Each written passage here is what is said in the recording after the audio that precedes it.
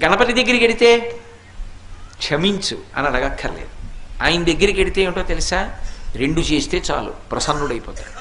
ఒకటి ఇలా ఇలా ఇలా అంటే చాలు. మిటికలు ఈ 2 కణతల మీద 3 మాటలు కొడితే ఆయనకి సంతోషం.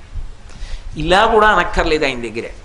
ఇలా కొట్టి ఈ చేతి మీద కుడి చేయి పైకొచ్చేట్టు ఎడం చేయి కిందకు ఉండేటట్టు పెట్టి కుడి చేత్తో ఈ చెవి చివరిని ఎడం చేత్తో ఈ చెవి చివరిని పట్టుకొని 3 మాటలు గుంజీలు తీస్తే ప్రసన్నుడైపోతాడు.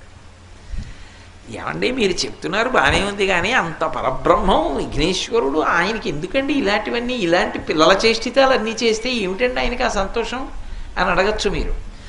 దీని వెనక ఒక మర్మం ఉంది. ఒకప్పుడు అగస్త్య మహర్షి మహానుభావుడు, సామాన్యుడు కాడైన ఆయన ఆ దక్షిణ దేశంలో ద్రవిడ దేశం దగ్గర ఒక పర్వతం మీద కూర్చొని తపస్సు చేస్తున్నాడు. ద్రవిడ